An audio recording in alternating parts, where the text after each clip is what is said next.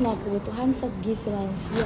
Kebutuhan zat gizi lansia adalah kebutuhan zat gizi yang harus dipenuhi oleh seseorang yang berusia 60 tahun ke atas agar tubuh tetap sehat, mampu menjalankan aktivitas sehari-hari, mempertahankan fungsi organ, meningkatkan daya tahan tubuh, serta mencegah berbagai penyakit. Seiring bertambahnya usia, perubahan fisiologis berbagai penyakit seperti penurunan metabolisme, berkurangnya massa otot, penurunan fungsi pencernaan, berkurangnya nafsu makan, dan penurunan kemampuan tubuh menyerap beberapa zat gizi. Adapun pemenuhan kebutuhan zat gizi yang tepat, yang pertama itu mempertahankan berat badan yang ideal, yang kedua menjaga kekuatan otot dan tulang, yang ketiga meningkatkan daya tahan tubuh terhadap infeksi, yang keempat mencegah penyakit kronis, yang kelima mendukung kesehatan otot dan fungsi kognitif, dan yang kelima meningkatkan kualitas hidup. Nah, dalam pemenuhan kebutuhan gizinya, lansia memerlukan zat gizi mikro, yaitu energi, karbohidrat, protein, lemak, zat gizi mikro seperti vitamin dan mineral. Nah, disertai dengan asupan air yang cukup. Kebutuhan setiap lansia dapat berbeda-beda tergantung pada usia, jenis kelamin, kondisi kesehatan, aktivitas fisik, dan penyakit yang disertainya, dan lain-lain. 1. Energi diperlukan untuk menjalankan seluruh fungsi tubuh seperti menjaga suhu tubuh, aktivitas fisik, dan proses metabolisme. Pada bagian kebutuhan energi cenderung menurun karena metabolisme dan aktivitas fisik juga menurun. Namun penurunan energi tetap harus dipenuhi segera terjadi penurunan berat badan dan berlebihan dan kehilangan massa otot. Sebagai energi lansia kurang dari 65 tahun. Untuk laki-laki 1.800 kilokalori per hari. Untuk perempuan 1.550 kilokalori per hari. Sumber energi berasal dari karbohidrat, protein, dan lemak dengan komposisi yang seimbang. 2. Karbohidrat. Kebutuhan karbohidrat merupakan sumber energi utama bagi tubuh dan lemak. Lansia lanjutkan memenuhi kebutuhan karbohidrat kompleks karena lebih lambat dicerna sehingga membantu menjaga kadar gula darah tiap hari. AKG karbohidrat laki-laki 300 gram per hari, adapun perempuan 260 gram per hari. Karbohidrat sekitar 45-65% dari total kebutuhan energi harian. Adapun sumber daya karbohidrat sehat yaitu nasi merah, jagung, kentang, ubi, oat, roti, gandum. Selanjutnya yang ketiga yaitu protein. Protein sangat penting untuk mempertahankan massa otot, memperbaiki jaringan tubuh, membentuk enzim dan hormon, serta meningkatkan daya tahan tubuh. Lansia memiliki risiko kehilangan massa otot atau sarkopenia, sehingga kebutuhan protein harus dipenuhi dengan baik. AKG protein untuk laki-laki yaitu 64 gram per hari, sedangkan untuk perempuan yaitu 58 gram per hari. Sumber protein yang dianjurkan ikan, telur, ayam tanpa kulit, daging tanpa lemak, tempe, tahu, susu rendah lemak. Yang keempat yaitu lemak. Lemak berfungsi sebagai sumber energi cadangan, melindungi organ tubuh, membantu penyerapan vitamin A, D, E, dan K, serta mendukung fungsi sel. Lansia dianjurkan memilih lemak tidak jenuh dan membatasi lemak jenuh maupun lemak trans. AKG lemak laki-laki lebih dari 60 gram per hari, perempuan yaitu lebih dari 50 gram per hari, sekitar 20-30% dari total energi harian. Sumber lemak sehat yaitu ada ikan laut, alpukat, kacang-kacangan, biji-bijian, minyak zaitun, dan minyak canola.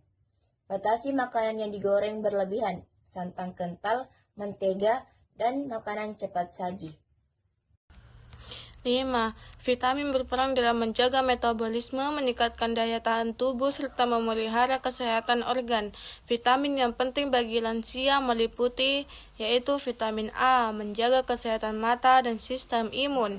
Vitamin B kompleks, terutama B6 dan B12, membantu fungsi saraf dan pembentukan sel darah merah. Vitamin C meningkatkan daya tahan tubuh dan membantu penyembuhan luka. Vitamin D membantu penyerapan kalsium dan menjaga kesehatan tulang. Vitamin E berfungsi sebagai antioksidan yang melindungi sel tubuh dari kerusakan. Sumber vitamin yaitu sayur hijau, buah-buahan, susu, telur, ikan, hati dikonsumsi secukupnya. 6. Mineral. Mineral berperan penting dalam menjaga fungsi tubuh, kesehatan tulang, pembentukan darah, dan keseimbangan cairan tubuh. Mineral yang penting bagi lansia antara lain kalsium 1200 mg per hari, menjaga kekuatan tulang dan gigi serta mencegah osteoporosis. Fosfor 700 miligram per hari membantu pembentukan tulang dan metabolisme energi.